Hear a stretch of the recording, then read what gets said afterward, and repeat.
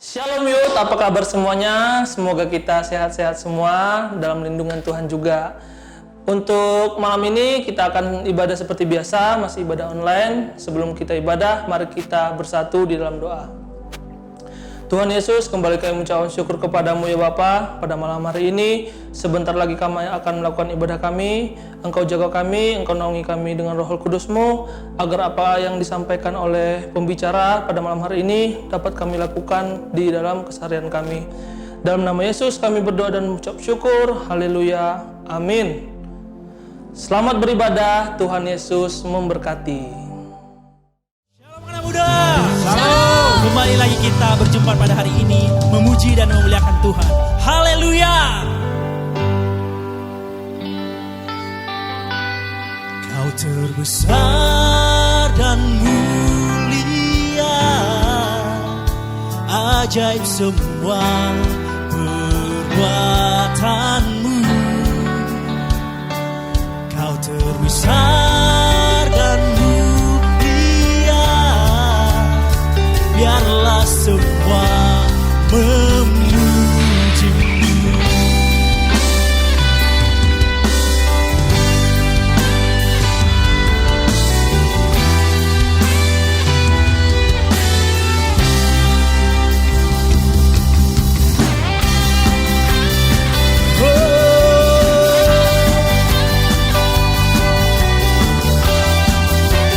Katakan segenap hati. Segenap hati aku memuji, segenap jiwa aku bernyanyi, karena Roh-Mu ada dalamku, Tuhan. Ku angkat tanganku memuji, ku angkat suara dan bernyanyi, karena Roh-Mu ada dalamku, Tuhan.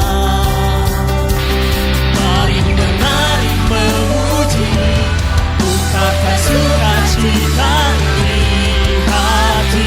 Semuanya katakan. Kau terbesar dan mulia, ajaib semua perbuatanmu. Kau terbesar dan mulia, biarlah semua memuji-Mu. Haleluya. Biarlah semua memuji Engkau.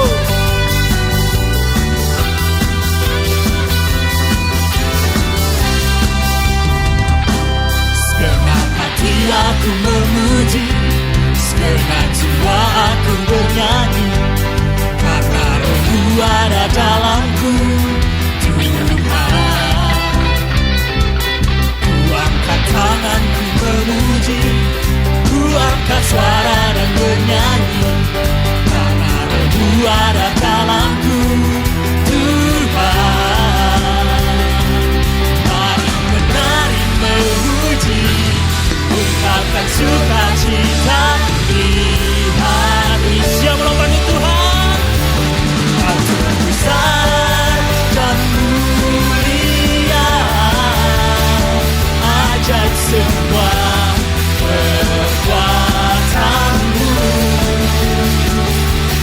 Kau terbesar dan mulia, biarlah semua memuji-Mu.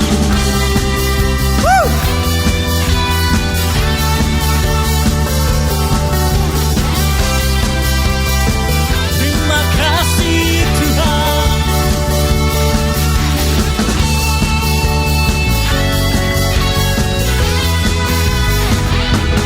Kau terbesar dan mulia, ajaib semua perbuatanmu. Kau terbesar dan mulia, biarlah semua memuji. Once again. Kau terbesar dan mulia, ajaib semua perbuatan.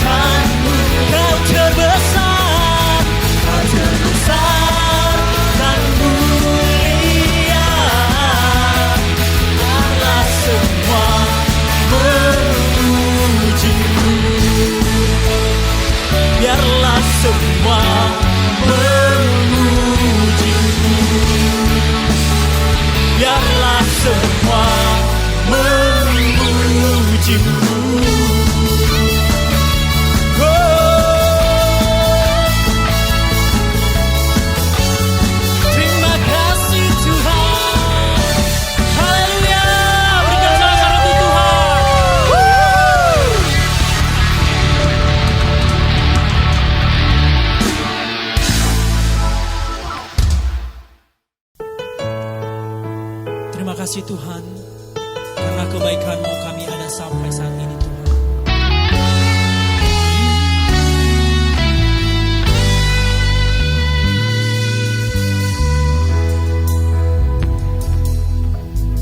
Kebaikan-Mu Kau nyatakan bagiku, menyelamatkan kala ku tersesat. Tak pedulikan kelam masa laluku, ku diubahkan, dijadikan berkat.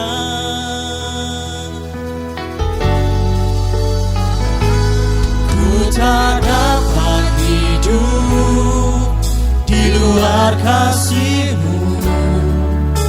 Ku sadari semua campur tangan-Mu. Ku tak dapat jalan di luar kasih-Mu. Terima kasih Kau mengasihiku. Terima kasih Tuhan Kau mengasihi kami.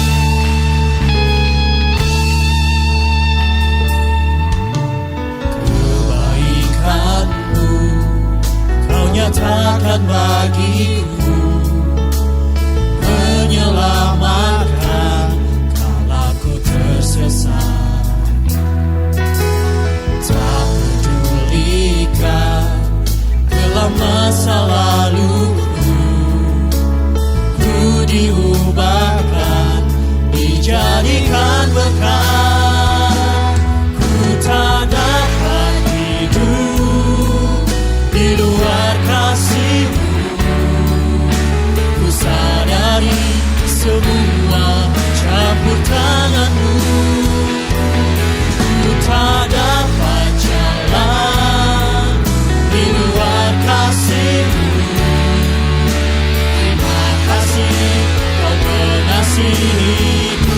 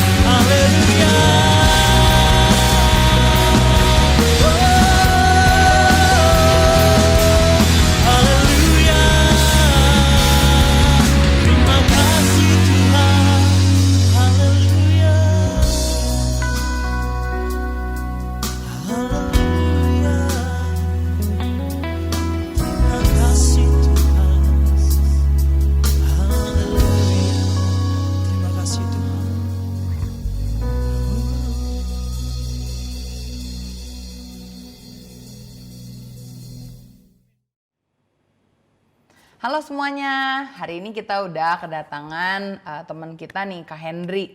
Sebelum kita ngobrol-ngobrol lebih lanjut tentang managing your career, kita mau kenalan dulu ya.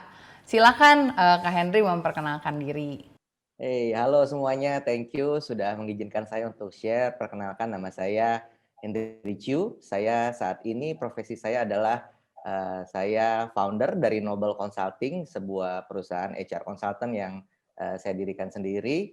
Dan di ministry saat ini saya tertanam di JPCC. Saya melayani di 3 ministry. Yang pertama di Komsel tentunya, yang kedua di Classes Ministry, saya sebagai pembicara dan coach, dan juga ada di college ministry. Saya ada di dalam tim yang menangani untuk upgrade. Ya, itu sih. Oh wow, luar biasa banget ya. Jadi bukan hanya sibuk melayani di gereja, tapi excellent juga di dalam pekerjaan ya. Luar biasa banget nih. Nah, kalau tadi kan Kak Henry sempat ngomong soal Noble Consulting ya. Nah, itu sebetulnya perusahaan apa sih? Mungkin bisa dijelasin dikit biar kita tuh tahu background Kak Henry ini lebih lagi. Oke, nah karena sebelumnya saya bekerja banyak di perusahaan-perusahaan sebagai HR. Nah, terus saya melihat ada banyak kebutuhan untuk HR ini dibenerin gitu ya. Nah, akhirnya kita bikin Noble Consulting. Nah, Noble Consulting ini punya 3 line of business. Yang pertama, kita ada sebagai HR consultant. Jadi kita masuk ke dalam perusahaan, kita beresin manajemen perusahaan dan secara HR-nya. Nah, yang kedua, line of business-nya ada di talent acquisition. Jadi kita bantu untuk mencarikan orang-orang yang bagus gitu ya untuk disuplai ke perusahaan. Nah, yang ketiga itu ada untuk training and development. Jadi kita bantu perusahaan-perusahaan untuk bisa mengembangkan karyawannya sesuai dengan yang diinginkan. Oh wow. Berarti kalau kita mau cari kerjaan pasti frontline-nya tuh ke HR dulu lah ya. Kayaknya semua juga tahu. Tapi kalau di zaman corona seperti ini, bener nggak sih kalau kita punya pemikiran kayak, aduh yang penting dapat kerjaan dulu lah. Karena kalau yang setahu saya, teman-teman yang graduate kemarin tuh, yang angkatan spesial lah ya, udah graduation-nya online ya, pada nggak ketemu, toganya dianterin ke rumah. Buat mereka tuh kayaknya cari kerjaan tuh sesuatu yang cukup sulit. Dan kalau di zaman seperti ini nih terutama ya, apakah lebih mending buat teman-teman kita ketika menghadapi HR, kan dia punya kriteria-kriteria yang akan kita mungkin singgung nanti ya. Cuman dari kitanya sendiri tuh menurut Kak Henry lebih baik kayak milih gitu loh. Oh, saya mau misalnya lulusan DKV, oke lah mau kerjanya DKV gitu, cari-cari ke yang DKV. Atau untuk zaman sekarang tuh lebih ke arah, ya udahlah kamu dapat dulu aja misalnya lulusan DKV jadi admin, atau misalnya kedokteran jadi kasir gitu. Menurut Kak Henry gimana? Oke, nah ini memang zamannya lagi nggak ideal banget ya, karena masa pandemi seperti ini, di mana kerjaan susah gitu, banyak perusahaan justru yang ada malah melepas karyawan daripada merekrut karyawan. Nah, yang pasti buat kita gimana nih mau terima pekerjaan yang ada aja atau tetap milih gitu ya. Ya, yang pertama tentunya lihat daripada kondisi kita sendiri. Kalau misalnya kita melihat bahwa industri yang kita kuasai itu, atau misalnya yang jadi edukasi kita, misalnya lagi oke ya, kita nggak apa-apa masuk ke situ. Nah, tapi misalnya apa ya? Sekarang saya pengennya fotografi, saya pengen berkarir di fotografi. Nah, sekarang bisnis fotografi kan lagi menurun, orang nggak ada yang nikah, nggak ada yang apa gitu ya. Jadi ya firman Tuhan kan bilang mulai dengan apa yang ada padamu. Nah, sekarang kita mulai dari sesuatu yang kalau kita tetap ngototnya pengen fotografi kan nggak ada padamu gitu. Jadi kita mulai dengan apa yang ada padamu. Nah, mungkin apalagi kalau ditambah misalnya kita punya tanggungan. Beberapa teman-teman mungkin yang udah menikah atau ada sesuatu yang harus dilakukan lah untuk menafkahi keluarga dan sebagainya. Mungkin ya ini saatnya untuk mulai dengan apa yang ada padamu. Jadi walaupun tidak sesuai, ya kita coba ambil aja. Sambil kita sadar nih, waktu kita melakukan itu, ini sementara gitu ya. Ini sementara untuk menghidupi kebutuhan. Nanti once keadaannya berubah, nah kita balik lagi kepada kalau kita punya visi, kalau kita punya passion, kita kejar di situ. Tapi sekarang temanya adalah tanggung jawab. Bukan kepada mengejar passion atau mengejar visi yang kita inginkan. Kira-kira itu sih. Oke, jadi ya itu berarti nggak boleh terlalu comfortable juga ya. Karena kalau misalkan udah nyaman, teman-temannya udah enak di sana, malah kita lupa kita dulu belajar apa dan nggak pernah kepake.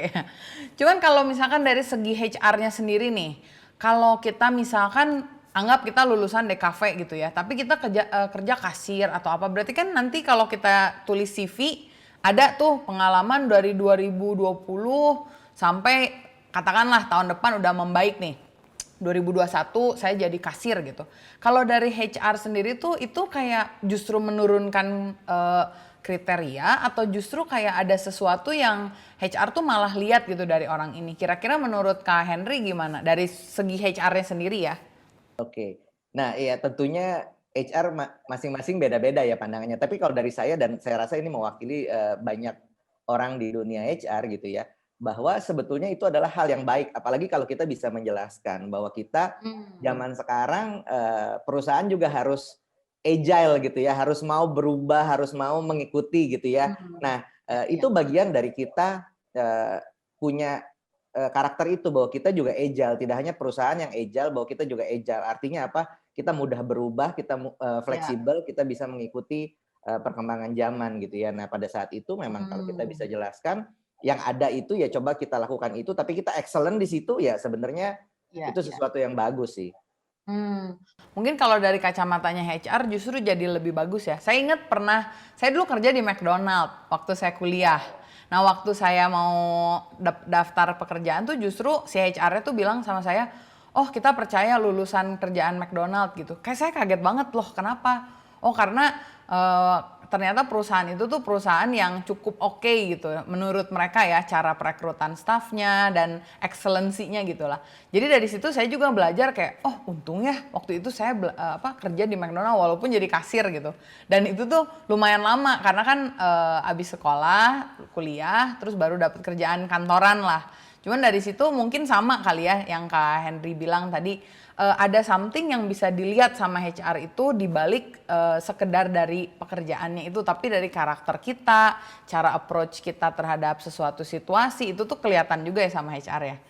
Nah, tapi kalau misalkan saya tanya soal dari HR sendiri, biasanya itu tentu dari setiap bidang kan punya masing-masing kriteria ya. Tapi ada nggak sih kayak the deal breaker-nya gitu? Kayak ada nggak sih di dalam perusahaan itu yang ketika dia lihat CV atau misalkan wawancara nih ya, biasa kan saya gagal di wawancara katanya. Biasanya tuh ada sesuatu nggak yang menyebabkan perusahaan tuh jadi ilfeel gitu sama kita sebagai calon pekerja? Oke, wow, ini pertanyaannya bagus ya. Jadi apa sih deal breaker pada saat kita interview sehingga menyebabkan perusahaan nggak mau terima kita? Nah, biasanya ada beberapa hal. Yang utama tuh biasanya kalau mulai nggak tepat waktu gitu ya. Ini kita harus setia sama hal-hal kecil kan. Jadi kalau kita nggak tepat waktu, maka biasanya akan lebih susah gitu. Karena waktu interview aja nggak tepat waktu, gimana waktu kita mulai kerja. Nah, selebihnya itu tergantung daripada culture sebuah perusahaan gitu ya. Bagaimana perusahaan atau HR menilai. Nah, kalau saya bisa simpulkan ada 4 C yang dicari dari sebuah perusahaan untuk mencari seorang karyawan gitu. Ini rahasia perusahaan ya, dicatat banget ya. Ya gimana Pak? Nah, yang pertama tentu kompetensi. Nah, ini yang perlu kita tahu gitu ya, bahwa perusahaan ya tentu jelas kalau dia mau cari desainer harus orang yang bisa desain. Dia mau cari accountant ya harus cari orang yang bisa accounting gitu. Yang pertama kompetensi. Nah, ini kan ya Alkitab juga sering bicara ya, siapa yang melihat orang yang punya kemampuan bagus ya di hadapan raja-raja dia akan berdiri. Jadi kita harus canggih nih secara kompetensi gitu. Nah, yang kedua secara karakter. Nah, ini penting nih untuk kita bisa menunjukkan kita punya karakter yang bagus. Nah, tadi mengenai on time salah satu dari karakter yang bisa dilihat langsung gitu ya.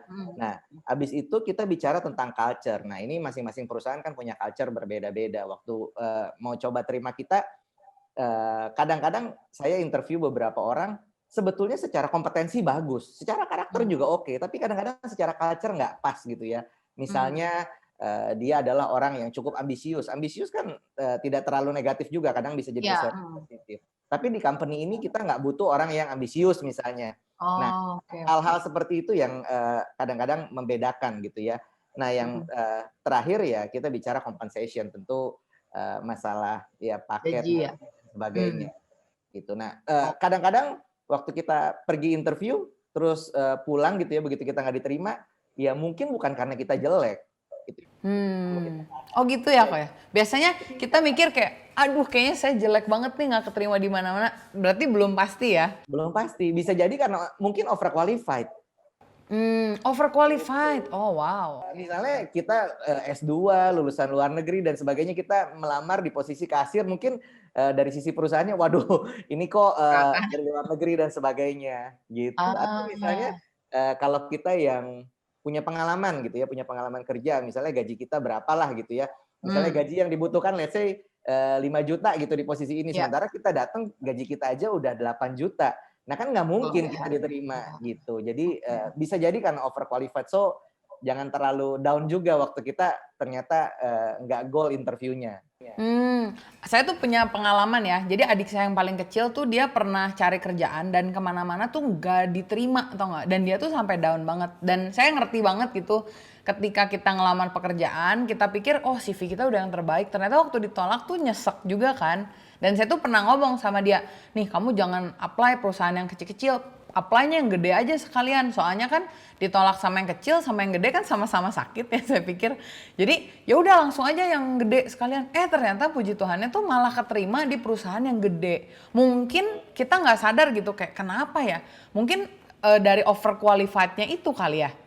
Karena mungkin nilai dia entah bagus apa gimana gitu ya. Terus dan selalu diwawancara sih waktu itu gagalnya. Dan puji Tuhannya tuh dia masuk di perusahaan David Jones di Australia waktu itu. Dan dia juga kaget gitu kan, oh kok bisa keterima gitu, luar biasa banget. Salah satu HRD-nya tuh bilang gini, jadi ada mock interview kira-kira kayak 200 orang gitu. Ditanya gitu, tolong introduce kamu kerjaannya di mana, itu kayak 10 orang ya per grup. Dan adik saya tuh lucu banget, dia tuh bener-bener apa ya kayak polos gitu ya. Dan dia bilang gini, nama saya ini, terus udah gitu saya belum kerja, ini pekerjaan pertama saya, dia bilang gitu ya.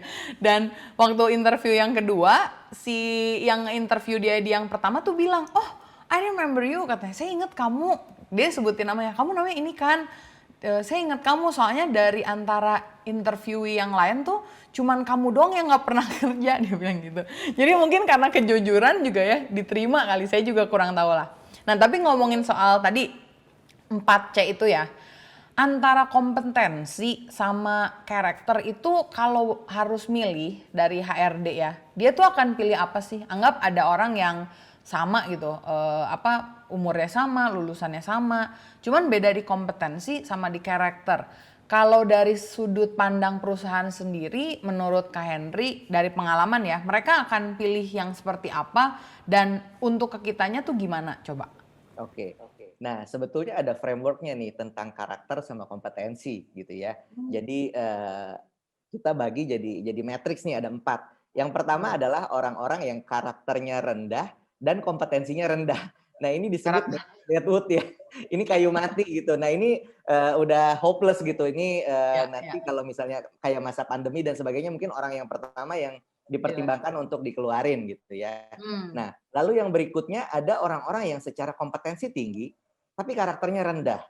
Nah, ini mungkin namanya disebut vendor. Jadi kayak kita punya freelance aja gitu. Jadi dia cuman kata kuncinya adalah transaksional gitu ya. Oh, gue digaji 3 juta, gue kerja kayak 3 juta gitu. Gue digaji 5 juta, gue kerja kayak 5 juta. Jadi tidak pernah mau memberikan lebih gitu ya. Secara karakter juga susah. Dibilangin nggak bisa gitu. Ya dia oke sih kalau kerja, tapi karakternya nggak bagus. Nah, lalu berikutnya ada yang karakternya bagus, tapi kompetensinya rendah. Nah, ini disebut servant gitu ya. Dia mungkin orang yang bisa dibilangin, mau terima masukan gitu ya, mau belajar, tapi sekarang kompetensinya belum oke. Nah, mungkin ini adalah kebanyakan dari teman-teman sekalian yang masih fresh graduate gitu ya. Jadi kategorinya servant. Nah, yang paling bagus sebetulnya yang kategorinya owner ya, bukan own the company, tapi punya ownership terhadap pekerjaan gitu. Itu yang karakternya tinggi, tapi juga kompetensinya tinggi. Nah, ini yang disebut dengan owner. Nah, kita harus menuju kepada owner ini. Nah, tapi kalau belum gimana? Nah, biasanya kalau kami dari HR untuk pekerjaan-pekerjaan yang baru itu yang entry level, biasanya kita cari yang servant yang tadi. Jadi orang-orang yang punya karakter yang bagus, tapi kompetensinya mungkin belum sesuai gitu ya. Karena gini pertimbangannya, buat kami di perusahaan lebih mudah membentuk kompetensi orang daripada karakter orang. Gitu ya, kalau bahasa agak kasarnya ya gitu, kalau bodoh bisa dibetulin jadi pinter, tapi kalau jahat susah dibikin jadi baik. Nah ini tugasnya gereja yang bikin jahat jadi baik. Jadi teman-teman harusnya bersyukur kalau tertanam di gereja gitu ya, ada komunitas dan sebagainya, ini membentuk karakter kita, dan perusahaan sangat mencari orang-orang yang punya karakter yang bagus gitu. Nah bedanya tadi antara yang yang vendor sama yang servant. Nah, kalau yang vendor ini akan mentok. Jadi dia memang kompetensinya tinggi, tapi karakternya nggak bagus, nggak mau dibilangin, nggak mau belajar, nggak mau improve gitu ya. Ya dia akan mentok gitu, karirnya di situ-situ aja. Sementara buat orang-orang yang kategori servant tadi, mungkin dia sekarang karirnya biasa aja, tapi kan karena mau belajar, mau dikasih masukan, mau berkembang, di feedback terima gitu, dia akan pergi jauh nih dalam hidup gitu ya. Dan bukan tidak mungkin dia akan masuk ke dalam kategori owner dan ya. Wow, jadi kalau sebisa mungkin sih sebenarnya kita aimingnya ke owner ya. Bukan hanya karakternya baik, tapi kompetensinya oke juga nih. Karena kan kalau misalkan, ya oke orangnya baik, tapi segala nggak bisa juga lumayan capek kan ya kerja sama dia ya. Nah, kalau misalkan sebagai anak muda, kita kalau di gereja sih puji Tuhannya teman-teman yang udah pelayanan ya, kan tahu gitu gimana cara kerja sama dengan orang lain, karakter juga kebangun ya. Tapi kalau di perusahaan kan kayak nggak bisa cuman sekedar, oh kamu baik doang, tapi bener-bener harus improve gitu ya. Kira-kira kalau untuk teman-teman nih, terutama di youth kita kan mereka biasanya itu udah kuliah atau menuju awal kerja nih. Ada nggak sih hal-hal yang mereka bisa persiapkan sehingga mereka tuh diminati gitu sama perusahaan? Karena saya pikir gini, gimana caranya, misalkan ada job opening nih, ketika ada job opening, apalagi zaman sekarang kan, wah orang kasih CV banyak banget, kasih yang semenarik mungkin lah. Gimana sih caranya agar ketika misalkan dia baca CV kita, atau misalkan dia interview kita tuh berbeda gitu. Karena kan firman Tuhan bilang bahwa kita itu berbeda kan dari dunia. Cuman kalau di dunia kerja, itu gimana sih cara kita yang pertama kali mulai kerja nih, gimana sih cara kita menunjukkan bahwa kita ini berbeda di dunia kerja? Oke, nah ya basically yang dicari sama perusahaan tentu kan ujung-ujungnya adalah kompetensi gitu ya. Apa kompetensi dan karakter. Nah ini akan menuju kepada kontribusi. Nah jadi seberapa besar kontribusi yang bisa kita berikan buat perusahaan, disitulah perusahaan akan menilai gitu. Nah gaji kita juga ditentukan dari dari kontribusi kan, seberapa besar kontribusi yang kita berikan, ya segitulah gaji yang diberikan ke kita gitu. Itu yang terjadi di marketplace gitu ya, di dunia kerja. Nah gimana caranya? Salah satunya ya yang pasti kita mesti bangun reputasi sih. Reputasi ini penting gitu. Reputasi ini penting. Nah buat teman-teman yang sekarang masih fresh graduate gitu ya, mau di kerja melamar gitu, entry level. Nah biasanya pengalaman organisasi itu penting karena itu yang dicari. Karena biasanya kita perlu mengecek sebelumnya ngapain. Nah kalau beberapa orang yang sudah profesional, yang sudah pernah bekerja gitu, yang sudah berpengalaman, biasanya kita cek ke perusahaan sebelumnya gitu ya, ke perusahaan sebelumnya gimana. So mungkin saran saya buat teman-teman, apapun yang kalian lakukan ya, walaupun kecil gitu ya, lakukan dengan sepenuh hati gitu. Karena itu tuh bisa speak banyak gitu ya ke dunia gitu. Jadi ketika kita diberikan tanggung jawab, lakukan dengan sebaik-baiknya karena dari situ ya nama kita terlihat. Mungkin sekarang atau nanti ya teman-teman mendapatkan pekerjaan ya misalnya duh bosnya nggak seru gitu ya, bosnya nggak asik, bosnya rese misalnya, atau misalnya aduh kerjaannya saya nggak suka. Nah lakukan aja dengan excellent gitu, karena gimana pun nama kita kelihatan. Nah kita tinggal lihat kalau kita berlian ya kita akan shine gitu ya, kita akan bersinar gitu, terang nggak akan taruh di bawah, terang akan taruhnya di atas gitu kan. Jadi ya walaupun keadaan gimana ya kita lakukan dengan sepenuh hati. Nah ini ayat yang menguatkan saya sepanjang saya kerja gitu dan sering saya share ke orang lain. yang biasa kita baca ada di Kolose gitu ya, yang lakukanlah segala sesuatu seperti untuk Tuhan, bukan untuk manusia. Jadi kalau bosnya rese ya udah mikir aja oke saya mau kerja buat Tuhan gitu ya, bukan buat manusia. Karena kalau mikir Kadang kita bilang bosnya aduh, udah kita malas gitu. bagus, gajinya segini-gini aja, terus harus kerjain semua malah jadi nggak bener ya. Wah, oke. Kalau setiga ayat 23 itu kalau nggak salah tuh. Ayat hafalan waktu sekolah minggu itu ternyata kepake ya di ini ya, di kerjaan ya. Kepake banget. Nah kemarin saya jadi inget nih, ada saya punya temen dia desainer juga, dia juga sama nih, kemarin kita baru ada retret yang untuk anak teens ya, dan dia share hal yang exactly sama gitu. Cara untuk diminati sama dunia itu adalah dengan melakukan segala sesuatu tuh seperti untuk Tuhan. Jadi ceritanya kalau dia tuh gini, dia tuh kan desainer itu kan dikenal dengan cara endorse kan, kayak ke orang gitu ya. Dan untuk apa ya, acara-acara yang udah terkenal tuh untuk endorse kan susah ya, banyak kayaknya aturannya kayak harus kesini. Kalau nggak salah tuh dia waktu itu mau endorse Putri Indonesia. Kalau saya nggak salah ya. Terus tiba-tiba dia bilang, oh saya mau masukin nih ke sini. Dia udah lakukan yang terbaik segala macam. Tapi si orang yang asistennya tuh bilang, akan lama lah ini prosesnya gitu-gitu. Tapi suatu kali tuh waktu mau fitting, kan dia mau ditampilin gitu ya bajunya. Dia fitting, sudah selesai fitting, dia mau pamit dulu. Begitu dia mau pamit, dia keluar dari kayak tempat pamerannya itu, ada undangan di situ kan. Begitu dia keluar, ada satu bapak-bapak datang. Terus teman saya ini tuh bilang ini, terima kasih ya Pak, saya permisi dulu gitu. Ternyata tuh dia nggak tahu bahwa si bapak ini tuh adalah kayak bos besarnya gitulah, yang menentukan baju mana yang dipakai, istilahnya kayak gitu. Nah, waktu dia bilang kayak, iya Pak, mohon maaf ya, permisi dulu, terima kasih loh buat kesempatannya, saya udah datang ke sini. Kayak pokoknya dia bener-bener excellent banget sih emang orangnya, ketika ketemu sama siapapun dia banyak juga bantuin, kalau mau merit kan mahal ya, dia banyak bantuin temen-temen yang nggak punya uang, dan dia kasih gitu secara cuma-cuma lah, cuman bayar modal, itu kayak sesuatu yang luar biasa banget gitu. Dan waktu Putri Indonesia itu mau bikin lagi kayak pameran yang lebih gede, si bapak ini dong yang bilang, kenapa nggak panggil si ibu itu gitu yang mengucapkan salam buat saya gitu. Dan di situ tuh bener-bener ternyata tuh dari hal-hal kecil yang sebenarnya kita udah belajar waktu sekolah minggu ya. Itu tuh kalau kita hidupi, tadi kan sempet bilang kayak soal on time ya, soal misalkan mengerjakan sesuatu semuanya untuk Tuhan. Kalau untuk Tuhan kan kayak semuanya bukan dikejar soal deadline gitu lagi ya. Tapi lebih ke arah pokoknya apa yang terbaik saya mau kasih.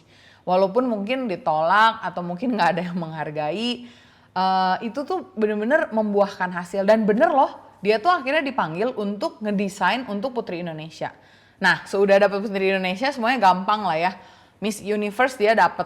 Terus untuk siapa lagi ya, kemarin ini Pak Jokowi punya anak kan, nah anaknya itu kayak mau lagi maternity photoshoot atau apa gitu, dia dapet juga. Terus kayak ada film teman kondangan atau apa gitu, dia dapet juga. Saya bener-bener kayak wah luar biasa banget.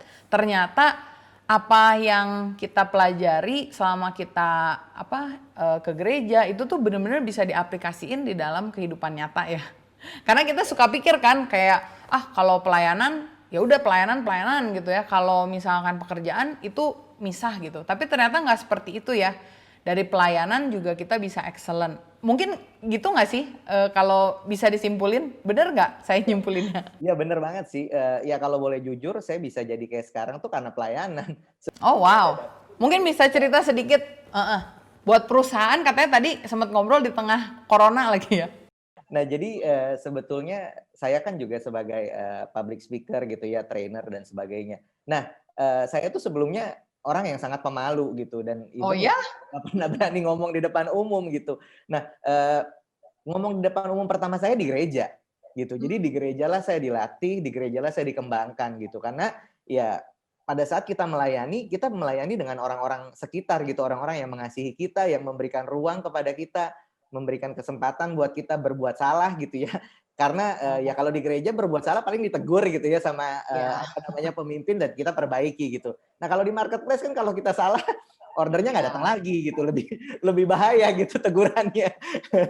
Kalau di gereja kan kita dikasih feedback. Nah justru saya bersyukur ada banyak orang yang mau kasih saya feedback. Jadi saya bisa berkembang. Jadi saya bisa berkembang. Oh, bukannya malah sakit hati gitu ya? Ya nggak ada waktu lah buat sakit hati sebetulnya. Walaupun Wow, mantap. pertama kali di feedback sakit sih, tapi ya kita harus berpikir bahwa wah ini untuk kebaikan saya gitu. Nah ketika saya perbaiki itu ya saya menjadi orang yang lebih baik. Nah menjadi orang yang lebih baik di marketplace harusnya kita bisa stand out gitu. Kita bisa jadi orang yang berbeda. Nah Wow, keren intinya banget. kan tugas kita tuh setia ya. Ketika kita setia pada apapun yang kecil ya Tuhan akan kasih yang besar. Nah, tugas Amin. kita adalah setia, yang mengembangkan itu adalah tugas Tuhan. Jadi ya udah, tugas kita jalanin aja, setia, dikasih apa ya udah kerjakan seperti untuk Tuhan gitu. Nah, mengenai promosi dan sebagainya, ya itu datangnya dari Tuhan. Wow, keren banget. Karena aku pernah kan dimentorin juga sama Kak Henry ya waktu kita ada Relevant Academy di JPCC kan. Dan nggak kebayang banget gimana seorang Kak Henry ini pernah pemalu sih sejujurnya. Karena kelihatannya kayak confident banget, terus kayak ketemu orang baru juga sangat engaging gitu. Dan itu semua ternyata belajarnya di gereja ya. Banget. Wow, luar biasa, luar biasa. Nah, kalau misalkan kita ngomongin soal masuk ke dunia kerja, mungkin oke kita udah bisa lihat nih kayak dari pengalaman, mungkin dari pengalaman berorganisasi ya, entah itu di sekolahnya, entah itu waktu kuliah, entah itu di gereja. Terus mungkin kita juga ada karakter yang bisa terbaca waktu wawancara, terus kita bisa masuk nih.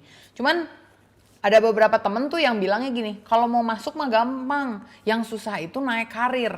Karena kalau mau naikin karir di kerjaan tuh kayak harus ngejilat lah. Apalagi katanya tuh ada temen-temen yang itu tuh kerjaannya saya yang bikin gitu, tapi kok dikreditnya sama dia, sehingga dia yang kayak lebih bisa ngomong, disukain sama bos. Jadi akhirnya dialah yang naik katanya gitu ya. Berarti kalau saya lihat di sini kan karakter mungkin kita bilang kayak ya udahlah mengampuni gitu ya, atau misalkan kayak memberikan kesempatan kedua, atau misalkan kalau orang berbuat jahat aku berbuat baik sama dia lah, itu kan kayak kedengarannya dalam tanda kutip ya merugikan kita gitu, sementara orang lain karirnya naik, kita ya di sini gitu yang mensupport teman-teman kita karirnya naik.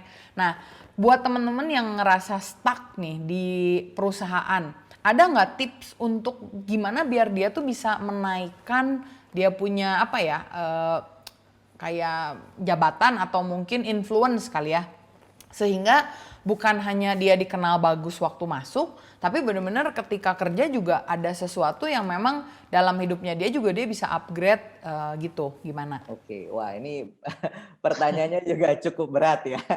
Jadi mungkin saya bahas secara konsep gitu. Nah dulu tadi kan saya cerita bahwa saya banyak dapat hal dari pelayanan di gereja. Dan saya happy banget gitu ya waktu melayani karena ketemu orang-orang yang satu value, satu visi. Dan begitu saya masuk ke dunia kerja, saya Wow. stres dulu. Kayak, kok orang jahat-jahat banget ya gitu. Iya. Kalau di gereja kan sejahat-jahatnya gimana lah gitu. Kalau di Iya. marketplace kan kita bisa stres. Nah, lalu saya ingat ayat yang kita diutus seperti domba ke tengah-tengah serigala gitu. Nah di situ Hmm. saya merasa kayak Tuhan kenapa sih utus aku sebagai domba? Kan domba unyu-unyu ya. Kalau Iya. domba ke serigala ya udah pasti itu namanya misi bunuh Kalah. diri ya sih gitu. Kayak ya udah pasti dimakan gitu. Nah terus saya merasa kayak kenapa nggak Tuhan kirim saya sebagai Raja Wali, sebagai singa, sebagai apa Iya, untuk iya, bisa iya. makan itu serigala gitu. Nah lalu saya teringat ayat yang apalah hendaklah kamu cerdik seperti ular dan tulus seperti merpati. Nah, Hmm. saya rasa bahwa oh ini nih jawabannya supaya tadi kenapa kita dikirim jadi domba ke tengah-tengah serigala. Nah, jadi dunia itu melihat dua karakter ini yang dibutuhkan. Jadi cerdik seperti ular dan tulus seperti merpati. Waktu kita bicara cerdik, kita bicara tentang kompetensi, ya, tentang Hmm. pikiran. Nah, tulus seperti merpati, kita bicara tentang karakter, kita bicara tentang hati. Nah, untuk bisa sukses, kita harus punya dua-duanya. Makanya di Hmm. Alkitab katanya, kata sambungnya adalah dan, bukan Ya. atau. Kalau atau kan pilihan. Iya. Nah, kebanyakan pada saat itu ya saya, orang Kristen itu cuma punya tulusnya aja. Akhirnya, Iya. mohon maaf, akhirnya jadi terlihat bodoh aja gitu. Tadi kayak, wah saya Hmm. baik, saya ini, tapi secara kompetensi kurang. Nah justru Alkitab menulis, cerdik duluan gitu ya. Hendaklah kamu cerdik seperti ular dan tulus seperti merpati. Jadi cerdiknya duluan. Nah kalau saya gabungin ke dalam ayat yang sebelumnya tentang domba diutus ke tengah-tengah serigala. Nah ini jadi make sense gitu ya. Misalnya saya domba nih, saya masuk ke marketplace, saya kerja. Nah jadi what do you expect? Di dunia itu memang seperti itu gitu. Bukan berarti kita datang ke dunia terus kita komplain. Ternyata dunia tuh begini ya gitu. Nah itu yang terjadi sama anak-anak gereja. Kesannya jadi jago kandang gitu ya. Di Iya, gereja tuh benar-benar. luar biasa, di marketplace nggak kedengeran gitu. Nah justru kita harus masuk ke marketplace karena kita dikirim ke situ untuk memberikan influence dan bahkan ya untuk mengenalkan Tuhan kepada orang-orang. Nah kita domba ke tengah-tengah serigala. Nah kita harus cerdik terlebih dahulu. Waktu kita datang nih ke tengah-tengah serigala, kita bilang, serigala, boleh nggak jangan makan saya dulu gitu. Saya bisa nyanyi loh, saya bisa baca puisi, saya bisa joget, saya bisa stand up comedy gitu. Kan kalian juga nggak akan bahaya kalau ada saya. Nah, dengan begitu pertama kita nggak dimakan dulu sama serigala gitu kan. Kenapa? Karena kita punya kompetensi. Nah, waktu itu terus kita nyanyi misalnya, kita nari lah, kita stand up comedy lah. Si serigala jadi seneng gitu sama kita. Karena melihat kita punya kompetensi. Nah baru setelah itu kan dia merasa kayak, udah deh nggak usah dimakan nih, orang boleh juga gitu. Si domba. Nah begitu dekat baru akhirnya mereka bisa melihat hati kita. Bisa melihat, bisa melihat kita punya karakter, bisa melihat value-value yang kita pegang gitu ya. Nah di situ baru pada akhirnya ya Matius 5 ayat 16. Demikianlah hendaknya terangmu bercahaya di depan orang, supaya mereka melihat perbuatanmu yang baik dan memuliakan nama Bapa yang di surga. Nah, untuk kita bisa stand out di marketplace, yang pertama tentu ya kita harus cerdik seperti ular sih. Tapi jangan cerdik aja, nanti jadi licik ya. Tapi harus tulus juga gitu. Nah, kan interview juga gitu. Biasanya kalau interview ada tes kompetensi gitu. Kalau misalnya fresh graduate biasanya kan ada tes IQ segala macam. Ini untuk melihat apakah kita cerdik seperti ular atau tidak. Nah baru ada interview untuk melihat kita tulus atau enggak, value-nya cocok atau enggak, orangnya punya karakter bagus atau enggak. Biasanya HR juga ada background check gitu ya, telepon ke perusahaan sebelumnya atau telepon ke kampusnya dan sebagainya untuk melihat karakternya. Jadi tentu harus punya dua-duanya. Nah tadi kalau kita merasa kayak ya kan harus menerapkan nilai-nilai, iya betul ada di sini, di Tulus. Tapi jangan lupa kita juga harus cerdik. Jadi lakukan segala sesuatu secara excellent, improve diri kita, belajar gitu ya. Sekarang kita belajar nggak susah kan, ada banyak media online dan sebagainya. Wah, ternyata jadi make sense banget ya ayat-ayat itu kalau dimasukin ke dalam dunia kerja. Karena memang sering banget yang bilang, gak bisa lah main gereja-gerejaan di perusahaan mah. Katanya nanti bisa gak naik karir, malah bisa disepet, disenggol sana-sini. Ternyata itu ketika kita bisa cerdik dan kita tulus, itu kombinasi yang tepat banget untuk bisa melesatkan kita ya. Dan kita percaya juga mungkin kayak apa ya, waktunya Tuhan juga nggak akan won't betray us lah. Maksudnya dengan kita melakukan yang setia, yang kecil, itu nanti juga promosi datangnya dari Tuhan, bener nggak? Nah, mungkin saya cerita saya sebentar ya. Boleh. Promosi. Jadi waktu itu saya kerja di salah satu bank. Nah, atasan saya biasa aja gitu. Dia juga nggak suka-suka amat sama saya, tapi juga biasa aja lah gitu. Nah, saya merasa kayak, wah karir saya kayaknya lama nih gitu. Terus ada atasan bos di tempat lain. Ini public enemy nih. Jadi nggak ada yang suka sama dia gitu. Jadi semua orang tuh musuhin dia. Jadi kasihan banget si bos ini. Jadi kalau makan kemana-mana sendirian. Aduh, nah, iya. Kasihan kan? Ada satu waktu dia ngajakin saya makan. Saya juga males karena orangnya tidak menyenangkan. Cuma saya pikir, ya udahlah, saya temenin kan nggak ada salahnya gitu. Saya datang, saya temenin. Saya tidak mencoba menjilat, saya tidak mencoba apa-apa, apalagi ngejelek-jelekin orang ya. Ya, cuman bangun hubungan. Dan guess what? Long story short, pada saat ada, kalau di bank tuh untuk mempromosi orang tuh ada namanya panel. Nah panel itu semua bos dikumpulin, jadi mereka yang merekomendasikan siapa yang mau. Dan si bos ini mati-matian perjuangin saya untuk saya bisa promosi. Wow, hanya karena ditemenin makan. Iya, karena ya lebih gampang nemenin orang yang public enemy kan sebetulnya. Nah, ketika kita baik, kita berbeda gitu ya di marketplace, ya kita akan stand out gitu. Kan kadang-kadang mungkin kalau yang pinter banyak gitu. Nah, memilih antara mana yang pinter yang mau dinaikin siapa nih yang punya karakter bagus. Nah, disitulah mungkin saya berbeda karena si bos itu berjuang banget belain saya, bukan bos saya loh yang berjuang, bos orang lain. Keren banget nih. Berarti bener ya, ketika kita punya karakter yang bagus, yang Kalau ngejilat itu kan lebih ke arah, oh saya ngelihat dia bos, maka saya baik sama dia. Tapi kalau berbuat baik itu kan mau dia bos, mau dia bukan bos, mau dia OB, mau dia apapun, kita tetap berbuat baik. Jadi kan nggak bisa gitu kita bilang ketika kita berbuat baik, ah itu orangnya ngejilat. Ya memang karakter dia baik, bener nggak sih kalau kayak gitu ya? Oke. Nah, ternyata kalau kita abis dari ngobrol-ngobrol ini, thank you banget loh. Kayaknya tuh saya jadi nangkep gini. Ternyata masuk ke dunia kerja itu tuh bukan based on luck. Karena orang suka bilang gini, ah ini mah memang dia lagi lucky aja, lagi memang hokinya masuk, lagi memang berkatnya dia aja masuk gitu. Ternyata ketika kita bedah tuh ada formula-formula ya yang ternyata HR itu punya buat menyelidiki orang-orang ini yang apply sama mereka. Nah mungkin untuk satu pertanyaan terakhir ya sebelum nanti kita tutup.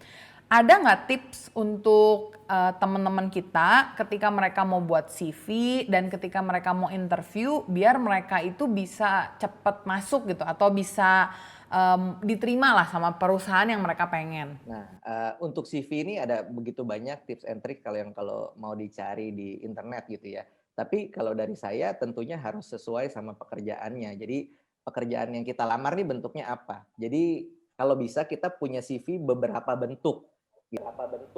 Oh bukan Bukan satu ya? satu, karena masing-masing perusahaan beda-beda. Nah, misalnya kita mau masuk ke dalam perusahaan yang kreatif gitu ya, dan misalnya mau masuk ke perusahaan yang main di edukasi anak-anak, ya mungkin CV kita harus menyesuaikan gitu. Iya, Atau kita masuk ke desain gitu ya, CV kita harus menjelaskan bahwa kita memang bisa desain.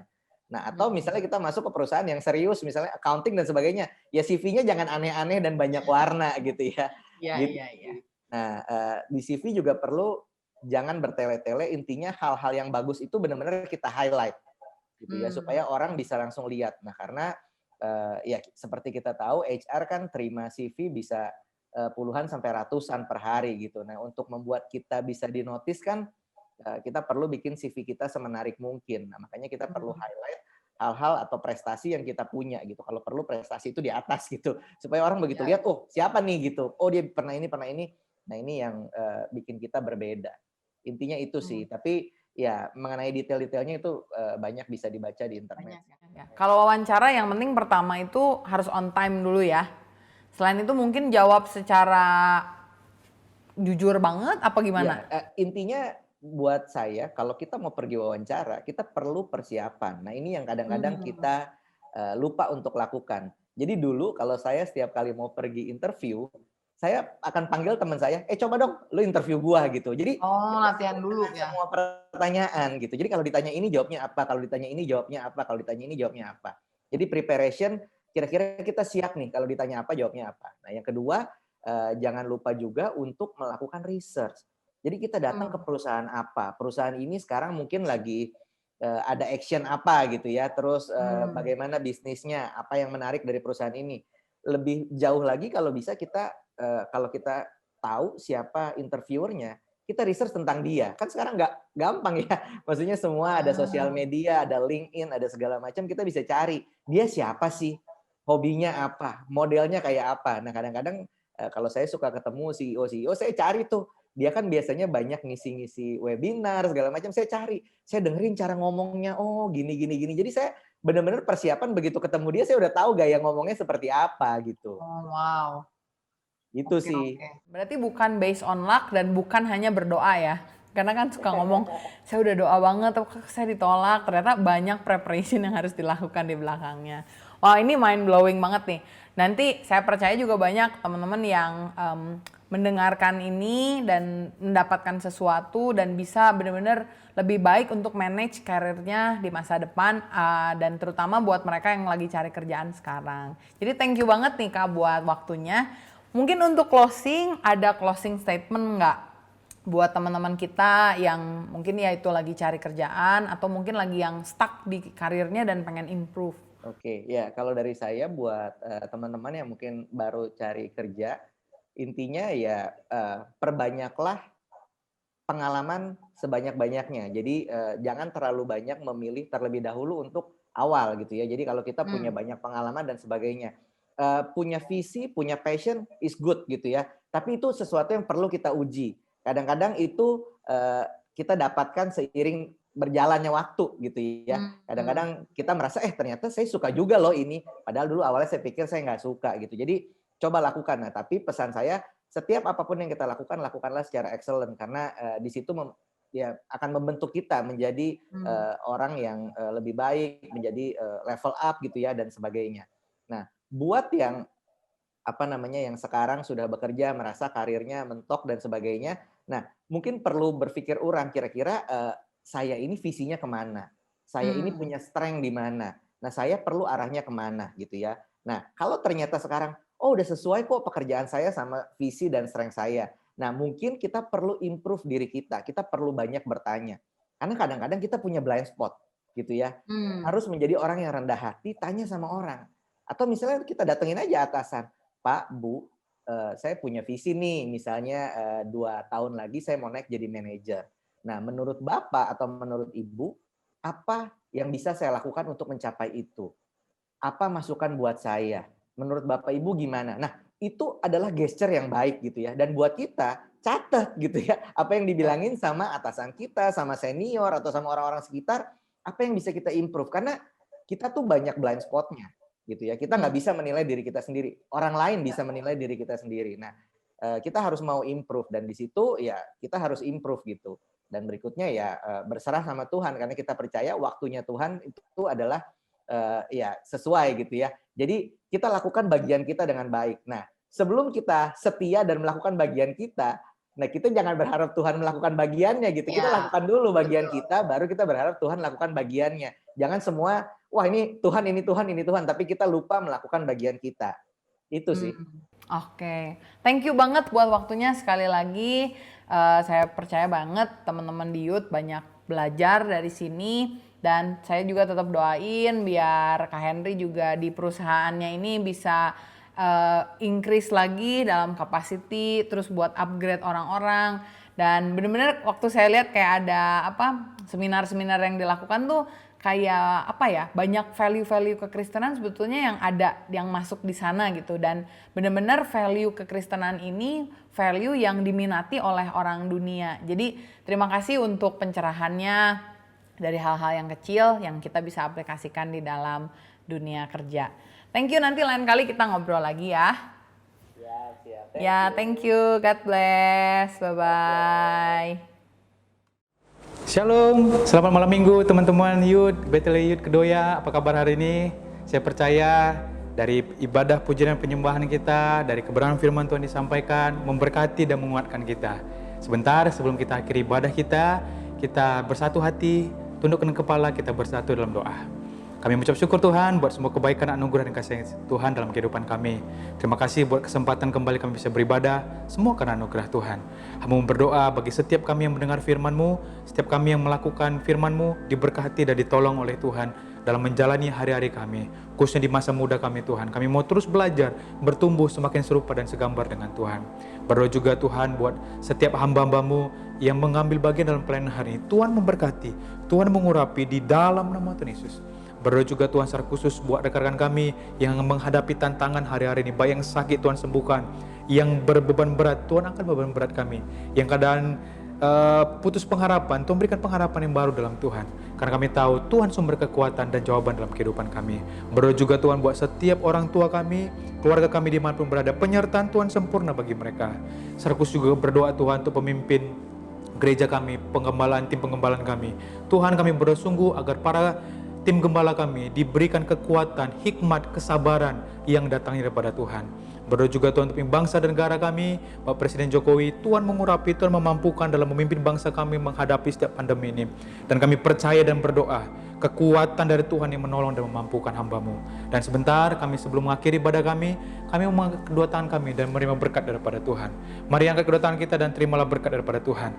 Pulanglah dengan damai sejahtera daripada Allah Bapa, kasih sayang daripada Yesus Kristus, dan penyertaan daripada Roh Kudus menyertai kita mulai malam hari ini sampai kedatangan kali kedua. Pulang, lakukan kebenaran firman Tuhan, agar dari kehidupan kita, di tengah-tengah keluarga, komunitas, pekerjaan, studi kita, nama Tuhan ditinggikan dan dimuliakan. Di dalam nama Tuhan Yesus kami berdoa dan mengucap syukur. Haleluya. Amin. Selamat malam minggu, Tuhan Yesus memberkati.